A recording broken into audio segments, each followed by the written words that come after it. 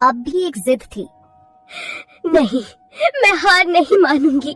मैं माँ हूँ और माँ कभी घोंसले में बैठकर अपने बच्चों को यूं मरता नहीं देख सकती।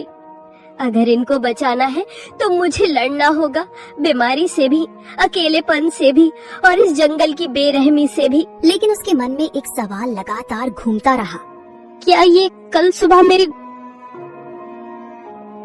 बिना वक्त गवाए दोनों उड़ चले। जंगल के भीतर झाड़ियों के पीछे एक पुराना सा बिल था। बाहर लगे बोर्ड पर लाल निशान से पता चल गया, यही डॉक्टर का घर है। डॉक्टर साहब, जल्दी बाहर आइए। एक माँ के बच्चे बीमार हैं, बहुत बुरे हाल में हैं। कुछ पल बाद डॉक्टर चिंटू बाहर आए। कितने दिनों से बीमार है? 2 दिन से, लेकिन रात में हालत और बिगड़ गई।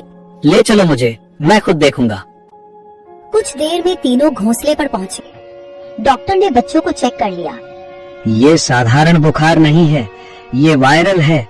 बच्चों के शरीर में लड़ने की ताकत नहीं बची है। तो क्या ये मर जाएंगे? मैं कुछ नहीं कह सकता। मैं दवा दूंगा, अगर ऊपर वाले ने चाहा तो बच जाएंगे, पर मैं कोई गारंटी नहीं देता। तुम तो डॉक्टर हो, तुम्हारे पास उम्मीद होनी चाहिए। मैं दवा दे सकता हूँ बहन, चमत्कार नहीं। जब शरीर साथ नहीं देता तो दवा भी हार जाती है। अब ये तेरी ममता और भगवान की मर्जी पर है। चिकी जानती थी अब उसके हाथ में कुछ नहीं बचा था। वो निकल पड़ी एक उम्मीद में। वो जा रही थी उस पेड़ की ओर जो जंगल के बीचों बीच सबसे ऊंचा था। एक ऐसा स्थान जिसे पक्षी शांत शिखर कहते थे। वहाँ कोई शिकारी नहीं आता, न चीलें बैठती हैं, न कौवे मंडराते। ये कोई आम डाल नहीं थी, ये वो जगह थी जहाँ आकाश और आत्मा एक हो जाते हैं, जहाँ हर पत्ता, हर हवा, हर किरण साक्षात ब्रह्मांड की भाषा बोलती है। चिकी वहाँ पहुँची, कांपती, थकी हुई लेकिन जिंदा उम्मीद से भरी हुई। उसने आंखें बंद की और गहराई से सांस ली।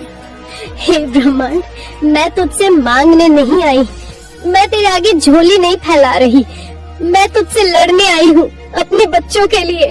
उसकी आवाज जंगल में गूंज उठी। मैं एक चिड़िया हूँ, हाँ मामूली, पर मेरी ममता मामूली नहीं।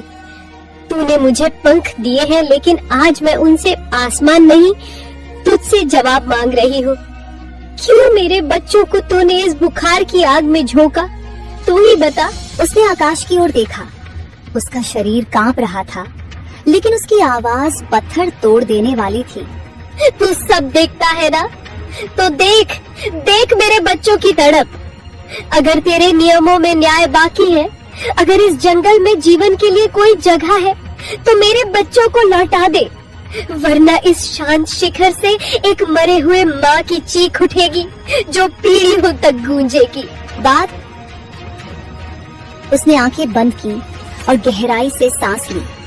हे ब्रह्मांड, मैं तुझसे मांगने नहीं आई, मैं तेरे आगे झोली नहीं फैला रही, मैं तुझसे लड़ने आई हूँ अपने बच्चों के लिए। उसकी आवाज जंगल में गूंज उठी।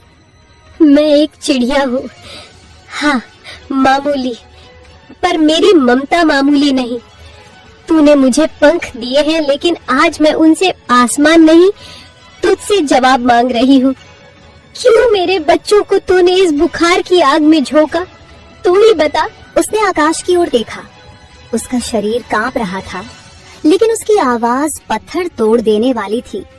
तू सब देखता है ना, तो देख देख मेरे बच्चों की तड़प।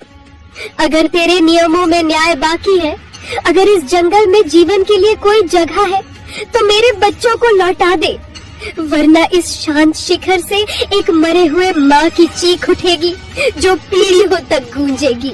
बाद में चिकी जिस पेड़ पर बैठी हुई थी, वह पेड़ बोलने लगा। जाओ, अब देखो।